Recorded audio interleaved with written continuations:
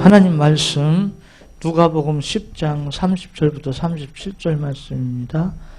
누가복음 10장 30절부터 37절 말씀까지 제가 한 절 읽고 여러분께서 한 절 읽으시고 교독하도록 하겠습니다. 누가복음 10장 30절부터 우리 천천히 같이 읽어 나갈까요? 천천히. 누가복음 10장 30절부터 37절까지 예수께서 대답하여 이르시되 어떤 사람이 예루살렘에서 여리고로 내려가다가 강도를 만나매 강도들이 그 옷을 벗기고 때려 거의 죽은 것을 버리고 갔더라.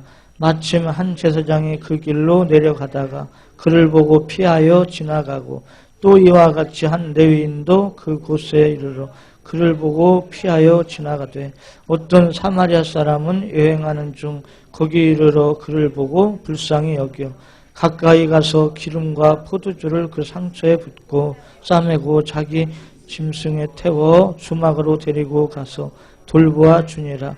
그 이튿날 그가 주막 주인에게 데나리온 둘을 내어주며 이르되 이 사람을 돌보아 주라. 비용이 더 들면 내가 네 생각에는 이 세 사람 중에 누가 강도 맞는 자이시겠느냐. 이르되 자비를 베푼 자입니다.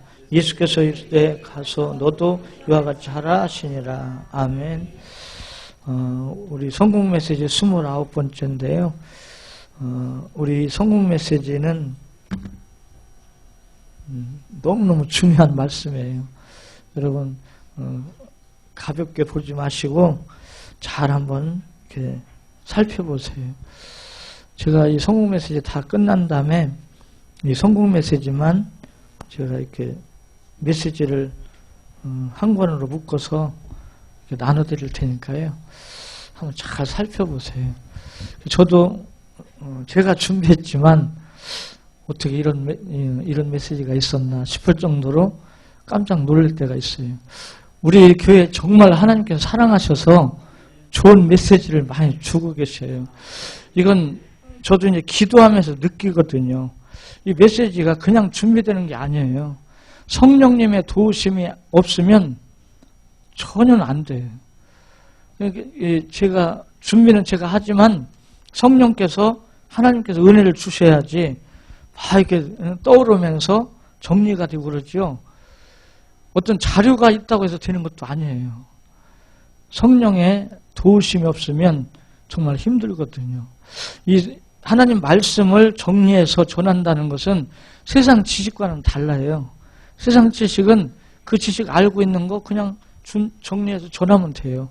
근데 이 하나님 말씀은 이론적으로는 그렇게 하면 되지 하지만 막상 해보면 안 돼요. 이상하죠? 왜 그럴까요? 성경은 하나님 말씀이기 때문에 그래요. 그래서 성경을 바르게 깨닫고 바르게 알고 바르게 전하기 위해서는 반드시 성령의 기름 부음을 받지 않으면 이게 되지를 않아요. 성령의 도우심이 아니면. 요한 1서 2장 27절에 그 말씀 있잖아요. 한번 볼까요? 요한 1서 2장 27절 말씀에 요한 1서 2장 27절 같이 읽을까요?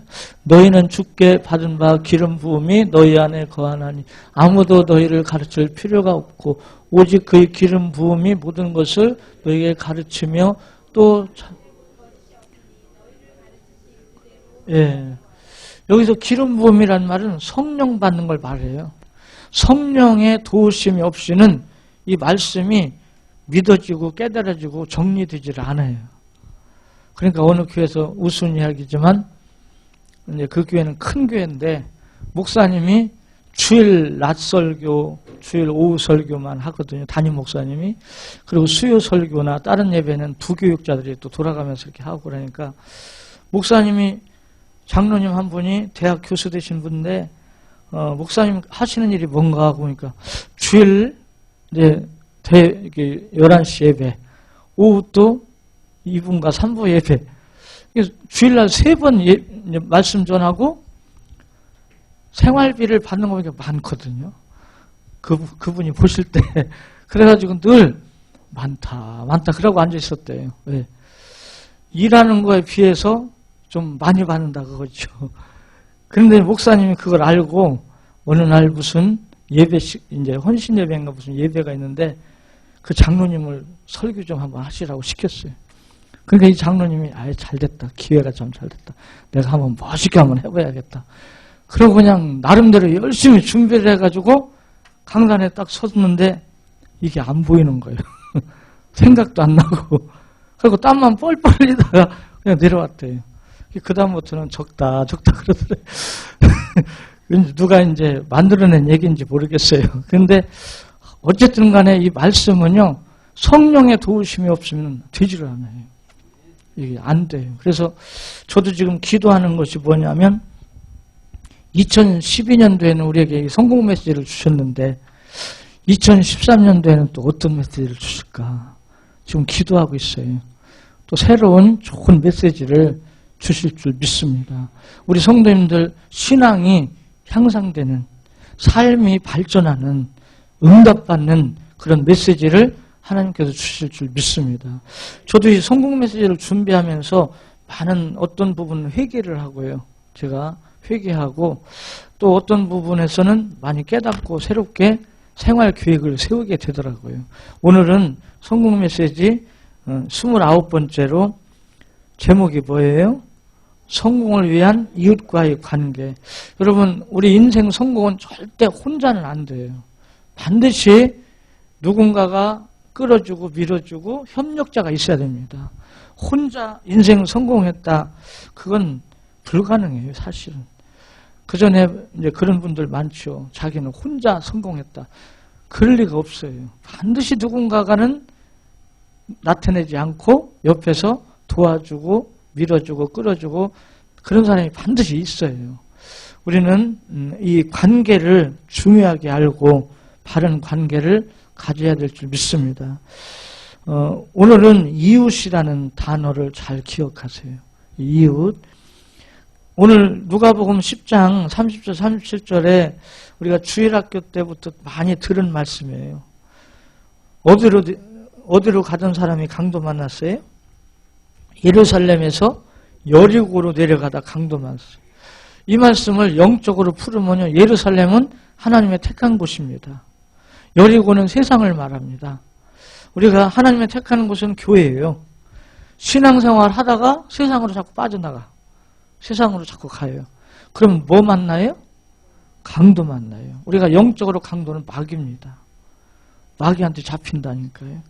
그러니까 거반 죽게 될 정도로 얻어맞는 거예요. 여러분 잘 보세요. 신앙생활 하다가 자꾸 세상으로 빠져나가면요, 강도 만나요. 무슨 강도? 마귀 강도. 마귀 강도 만나가지고 맨날 얻어 터지는 거예요. 그러면서도 또 원망합니다.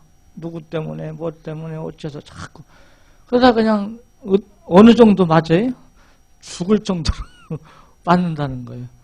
그런데 이때 이제 그건 하나의 이제 비유적인 얘기고요. 제사장은, 저는 이 말씀 볼 때 부끄러워요. 제사장은 오늘에 말하자면 목회자예요. 목회자도 그런 강도 만난 사람 보고 그냥 지나가. 보살피도 않고. 레위인은 32절에 레위인은 오늘에 말하자면 우리 성도들을 말하는 거예요. 하나님의 택한 백성. 성도들도 보고 그냥 지나가. 예를 든다면 33절에 사마리아인. 이 사마리아인은 말하자면 불신자나 마찬가지. 그런 사람은 오히려 불쌍히 여기고 그에게 가서 자기가 갖고 있던 기름과 포도주. 이 기름, 포도주는 이때 당시 치료제로 썼어요. 치료제로. 그러니까 기름과 포도주를 붓고 싸매어주고, 그리고 주막에, 오늘 말하면 주막은 오늘 말하자면 모텔, 여관이나 같아요. 주막에 데리고 가서 거기서 좀 치료를 좀 해줘라. 돈이 더 든다면 다음에 와서 갚아주겠다. 이 강도 만난 사람 누가 이웃이에요? 사마리아인. 우리도 사마리아 사람처럼 그런 사람이 되라는 거죠. 우리도 우리 주위에 강도 만난 사람 찾아야 돼. 찾아서 도와줘야 돼. 할렐루야. 이런 관계가 이루어지면 복을 받아요.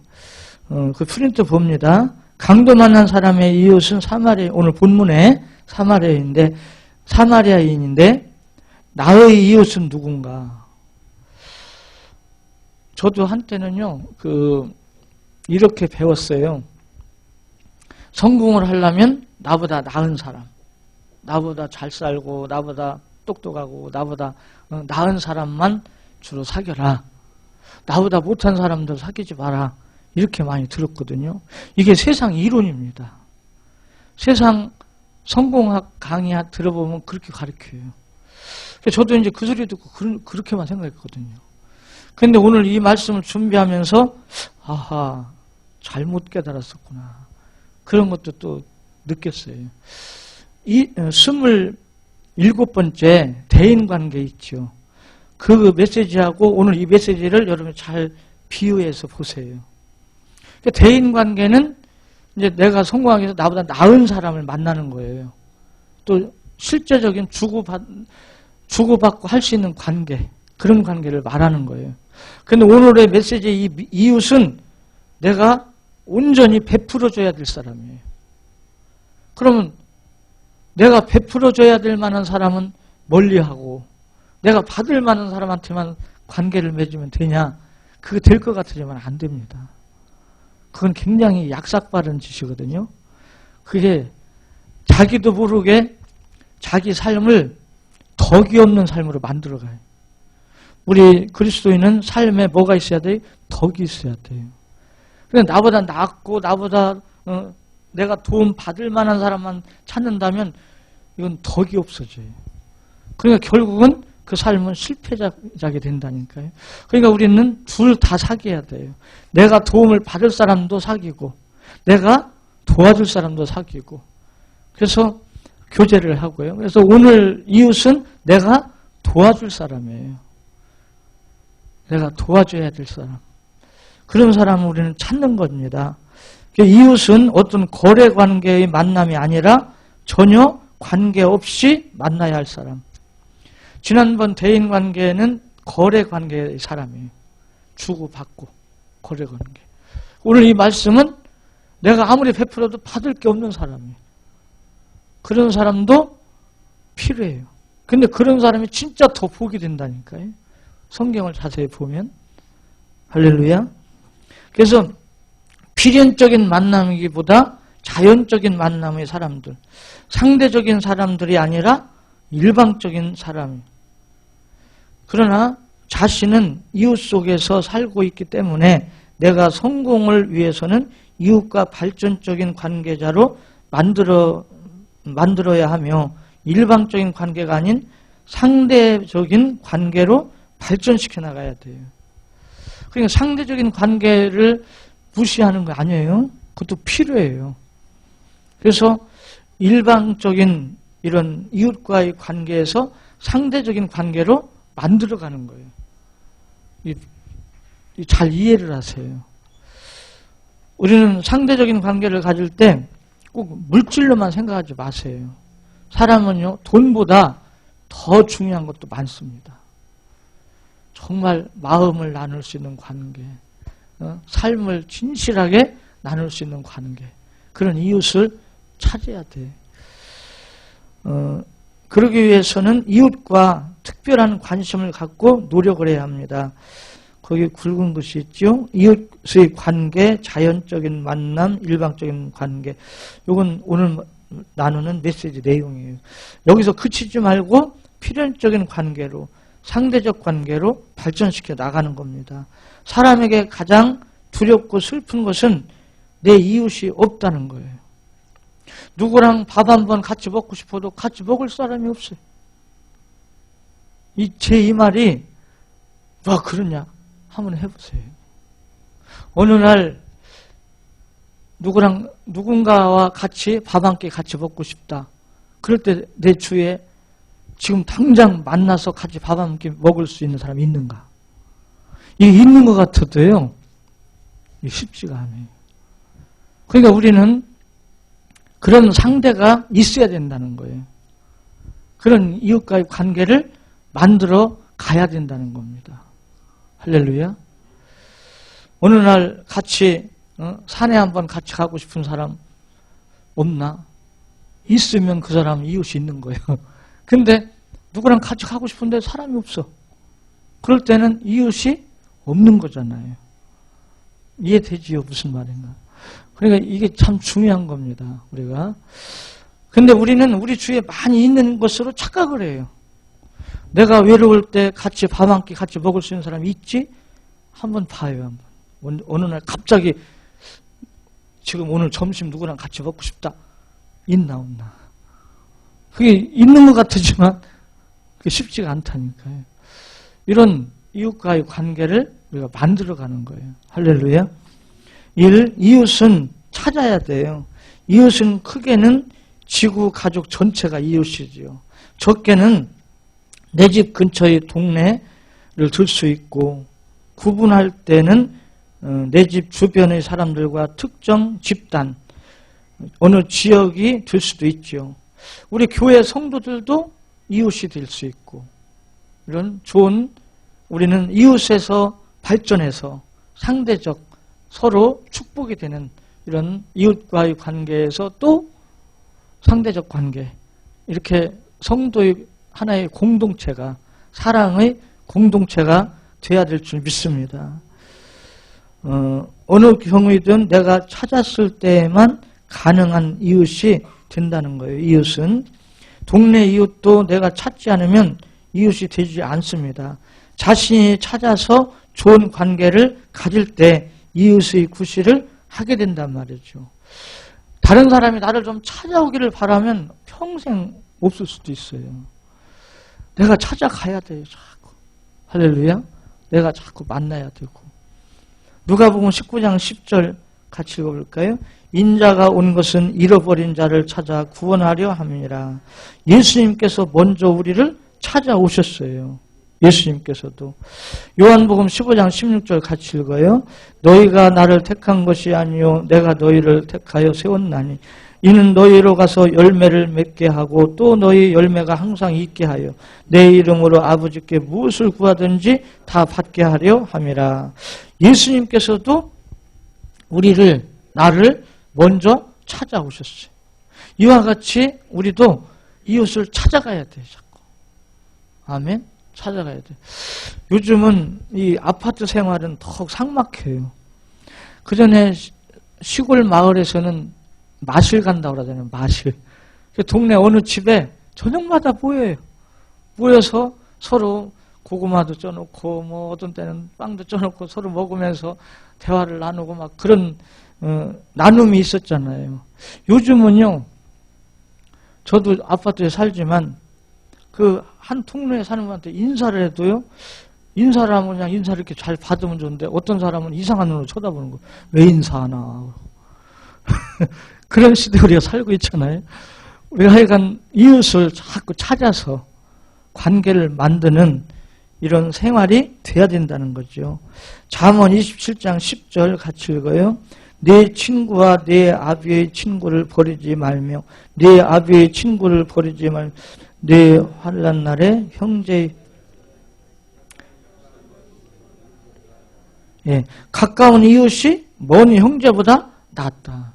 가까운 이웃을 많이 만들어 놓으라는 거예요. 아버지의 친구까지도 버리지 마라. 친구가 중요한 거잖아요. 친구가.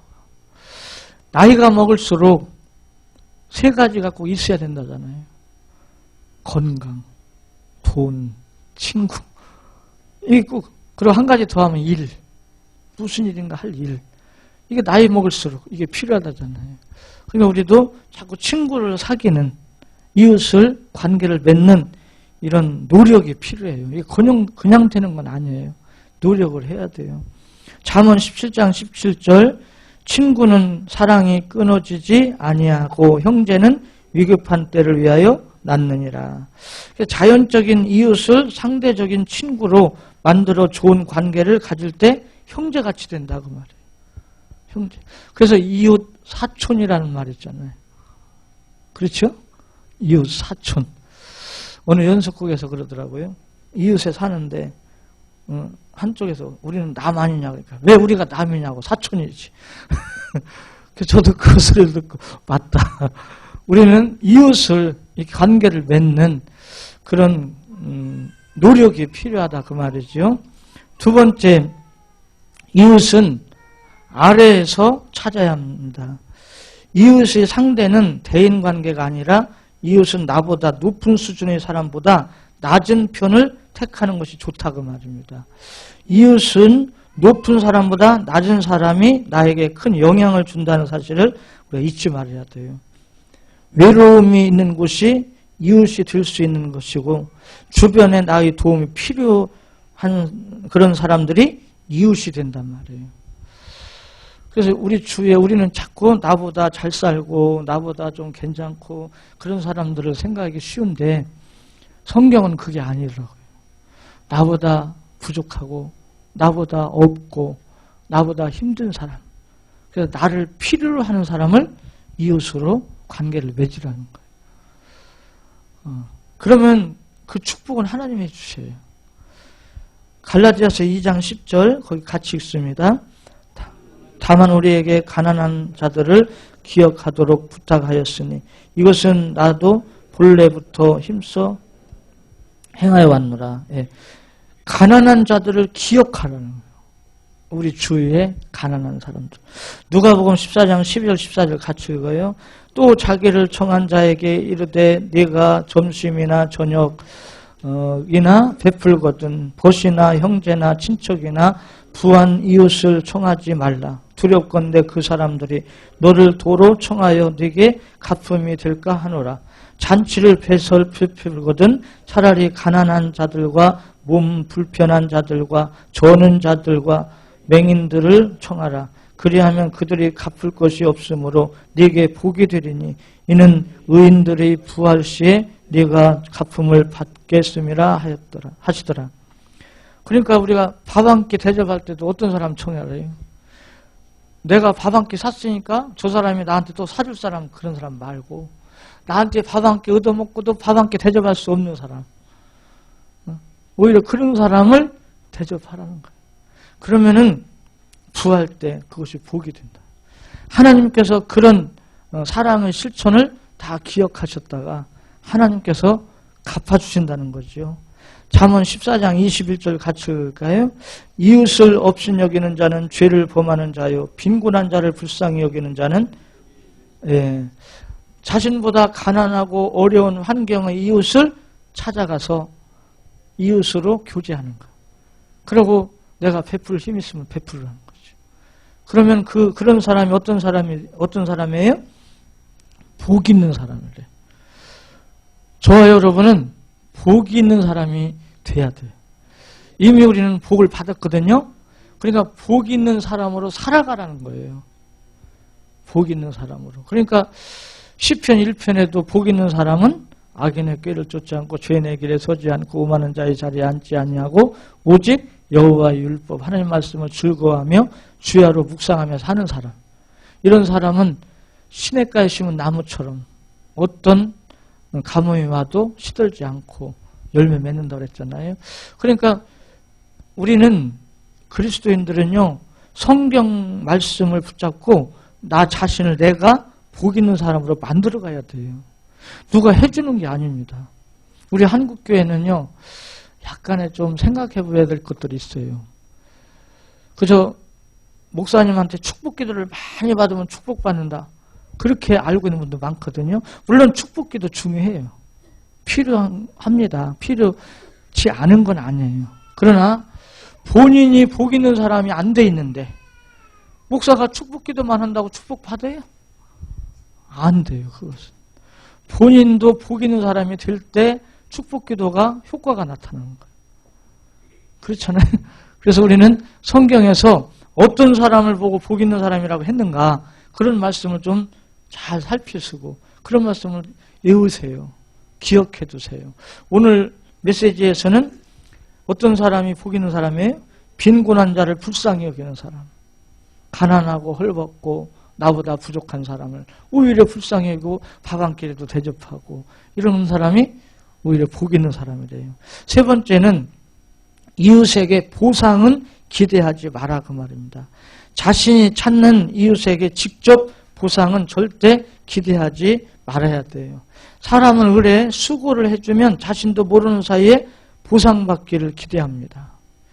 이것은 쌓아놓은 올린 공든탑이 한순간 무너질 수 있어요.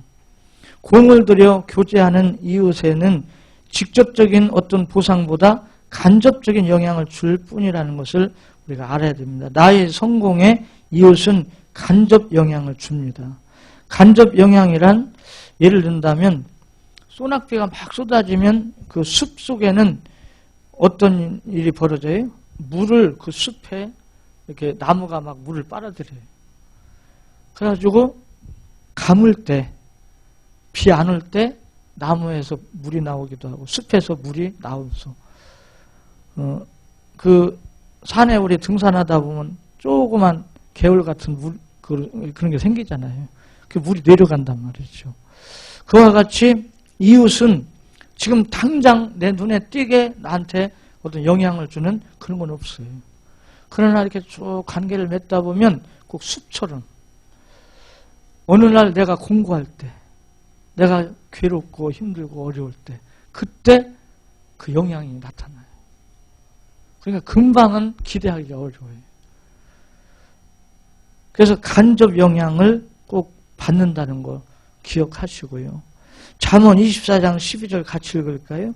내가 말하기를 나는 그것을 알지 못하였노라 할지라도 마음을 저울질하시는 이가 어찌 통찰하지 못하겠으며 내 영혼을 지키시는 이가 어찌 알지 못하겠느냐. 그가 각 사람의 행위대로 보응하리라. 예, 하나님께서요 각 사람의 행위대로 보응해 주신대요. 사람의 마음을 저울질하시 하나님께서. 근데 어떻게 저울질 하실까요? 인간관계의 모습을 보며 저울질 하시는 겁니다. 사람과의 관계를 어떻게 갖는가, 어떻게 사람들을 대하는가, 그런 모습을 보면서 하나님은 우리 마음을 달아보신단 말이에요. 이웃을 섬기고 대접했으면 그 보상을 그 사람에게 받으려 하지 말고 하나님께서 해주실 것을 믿으세요. 성경은 이렇게 답하고 있어요. 할렐루야.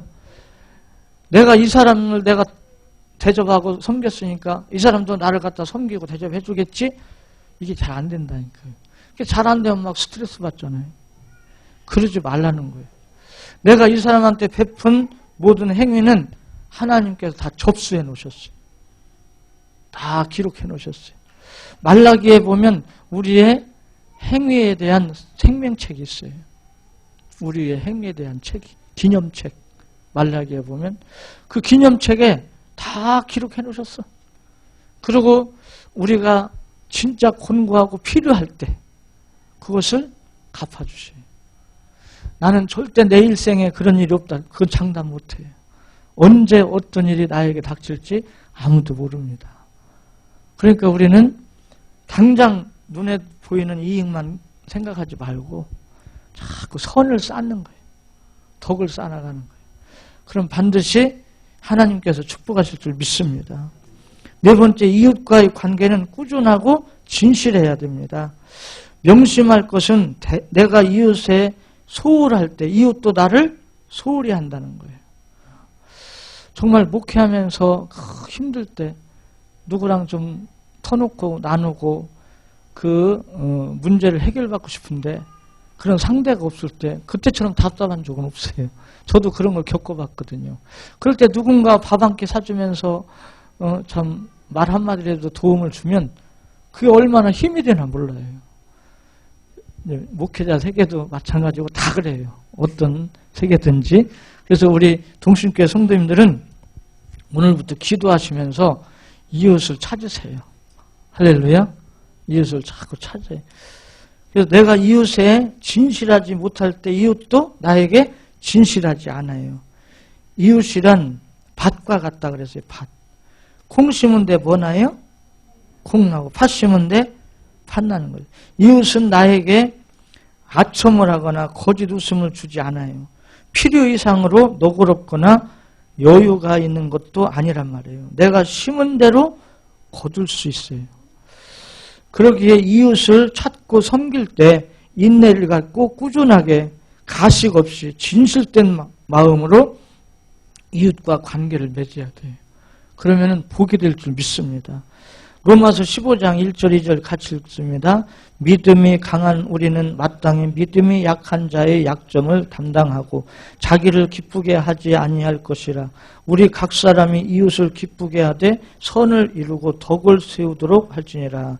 그래서 우리 믿음이 강한 우리들은, 저는 이렇게 기도합니다. 우리 동신교회 성도님들은 다 믿음이 강하고, 아멘, 하나님의 축복받고, 이왕이면 그렇게 해요. 그래갖고 나보다 믿음이 연약한 사람, 나보다 부족한 사람, 내가 그냥 베풀 수 있는 사람, 이런 사람 찾아서 베풀고 나누고, 이게 복인 줄 믿습니다.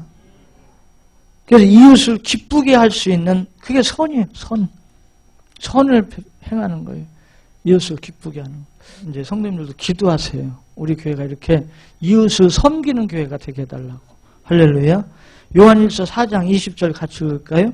누구든지 하나님을 사랑하노라 하고 그 형제를 미워하면 이는 거짓말하는 자니 보는 바 그 형제를 사랑하지 아니하는 자는 보지 못하는 바 하나님을 사랑할 수 없느니라. 믿음의 사람은 자신보다 약한 사람, 자신보다 없는 사람, 자신보다 부족한 사람을 이웃으로 사랑하며 교제하는 거예요. 섬기는 겁니다. 이게 진짜 믿음의 사람. 우리도 이런 은혜를 누려야 될 줄 믿습니다.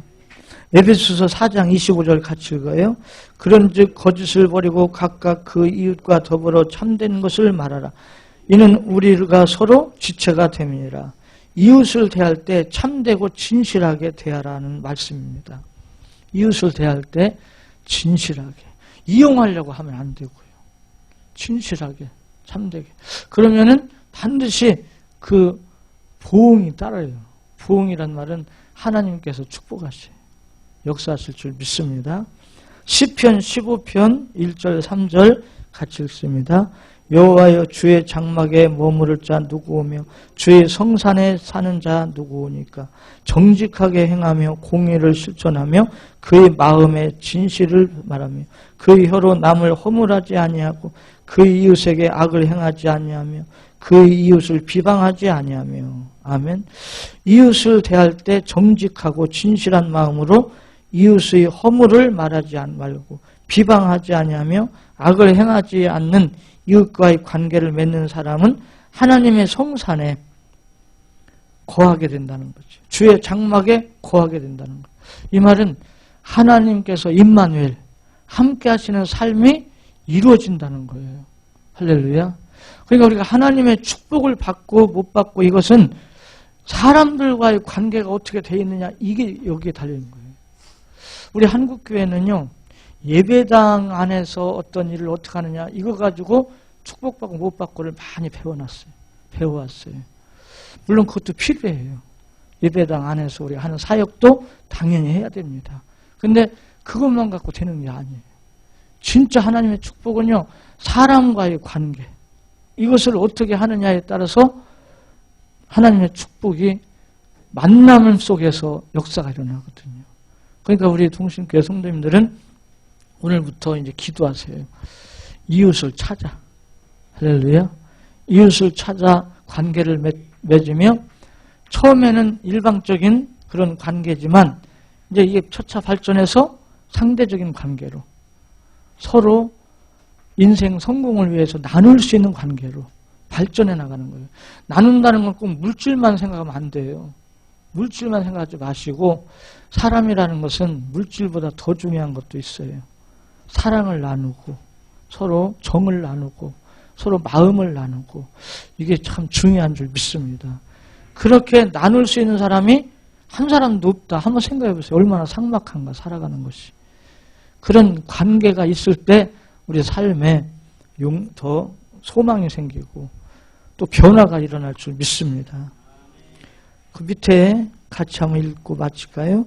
이웃을 찾아 진실하게 섬기며 교제할 때 그 모습을 하나님께서 지켜보십니다. 이웃에게 베푸는 모든 행위를 하나님께서 보상해 주십니다. 이웃을 진실하게 사랑하며 교제할 때 하나님의 역사하심으로 그 영향이 생활에 나타나게 됩니다. 아멘. 그래서 우리 동신교회 성도님들은 이제 누구를 찾으라고요? 이웃을 찾아요. 그래서 저도 이 말씀 준비하면서 일단 저는 이제 목회자니까 우리 노회에서 제가 노회 목사님들 중에 내가 이웃으로 관계를 맺을 사람이 누구 있는가 한번 쉬어봤어요. 그래서 일단 가까이서 찾아야 하는 거예요. 멀리서부터 찾으려고 하지 말고 가까이서. 저는 이제 목회자이기 때문에 노회에서 먼저 이렇게 이웃으로 관계를 맺을 목사님들을 이제 좀 교제를 하려고 해요.